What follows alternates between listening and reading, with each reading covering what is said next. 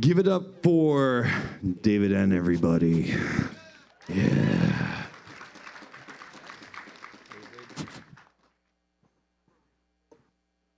Hi. I'm sorry. They forgot to give me a microphone. It was the only piece of equipment I needed, and they forgot it. But we're here now. Thank you for that welcome, but I'm not going to be that funny. In fact, I've prepared no material at all this year.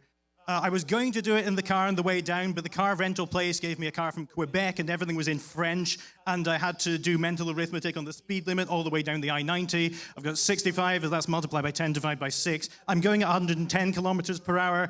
Is that the speed limit? Is it the speed of light? I don't know. So, instead of that, I'd like to present my take on a piece by one of my favorite comedians. He's an Irish comedian called Dara Ó Briain. Some people have heard of him, and I hope what comes out of this is you all go on his Twitter and flood his mentions so that he realizes there's an audience for him on the East Coast, and I get to see him live. How does that sound? Okay. And I think this piece is going to resonate with a lot of people in this room because it's called I Love Video Games. Okay, so if you're my age, which is 25-ish, and you've been around for the entire evolution of games, from their infancy, where graphics were very much a luxury, and it was more like the computer telling you what was going on. You are next to a house in a forest, what do you want to do? Go north. You can't go north. Go east. You can't go east. Go west. You have fallen into a pit and died. You have scored nothing. Would you like to play again? Get stuffed. But throughout the 90s, there was so much pioneering, so many genres sprung up. We invented the internet. And who remembers when the original Quake was released? Yeah, I spent so much time on the internet with that. I talked to thousands of people, about 6 of whom weren't idiots.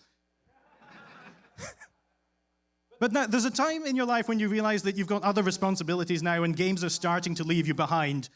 Just because you can't spend as much time in the virtual world as you can in the real world, and every game now is this wide-open sandbox extravaganza. The point I realized that was when I was playing a game that everyone in this room will have heard of, if not played, called Grand Theft Auto 4.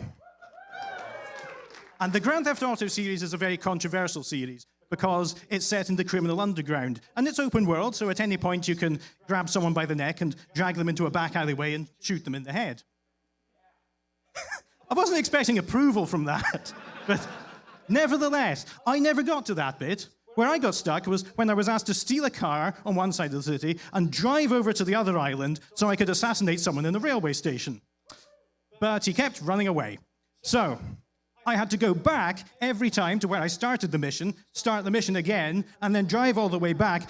7 or 8 times of this, and I realized I'm commuting. I'm sitting on my sofa. I don't have to go to work today. Instead, I'm sitting in fake traffic going to my assassination job. If I lived in Liberty City, by this point, I would have given up the car, bought a flat next to the station, and walked to work. First-person shooters. I used to think I was so good at them before the internet was invented and told me that I wasn't. I've got left behind by those as well, because they're now, on the PS3, every FPS is a Space Marine laser battle where you play a Marine that's the size of an anthropomorphic fridge.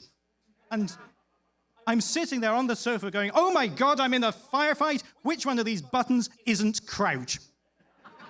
Because in all these games now, you're always crouching behind barrels or crates or these conveniently placed little concrete walls. And you get panicked in the middle of a laser fight. And they put the crouch button in different places on different games. So you hit anything, and suddenly your Marine is just waddling around the battle station like this. And he's begging to you, saying, press anything else, anything, not toggle maps. There's a game I've sunk a lot of time into recently called Metal Gear Solid 5, where you play as an agent called Punished Venom Snake. He's so secret that even his codename needs a codename in the middle of it. And I'm having a great time, and I'm running around Afghanistan, hiding in bushes, tying soldiers' shoelaces together when they're not looking. But sometimes things go wrong, and when Snake dies, the camera pans back cinematically from him, and the man that Snake has been talking to on his comms unit shouts, "Snake? Snake?" Snake! Every single time he dies. Now, when I play a Snake, he dies a lot. But the man's level of grief seems to be undiminished by the number of times he's had to mourn Snake. Once in a while, he'd just go, "Ah, Snake." Back at Mother Base, when they're talking to each other, "Revolver, you're awfully cheesed off about Snake dying." Because his name's Revolver Ocelot. I think he came from Mega Man X5. Well, yes, Snake was our best agent. He was not Revolver. We've been over the mission logs, and his performance in the field was erratic at best. He spent most of his time just waddling around the battlefield like this for no reason. He didn't know where he was going. He toggled from weapons to items to maps to Fulton to weapons. He had to get behind that. He couldn't get behind it. He ran at it. He hid in front of it by accident. He had to back up. He went for it again. He missed. He had to run around in a little circle. Then he tried touching it. He tried touching it, jump and touch, jump, crouch and touch. Then he went from weapons to items to maps. He picked up a weapon by mistake. He threw it away. He went from weapons, items, tranquilizers, Fulton. A robot attacked him, and he gave it his rations. He's the worst agent we ever had. That was a piece by Dara O'Brien. Let's bring him to this country. Thank you.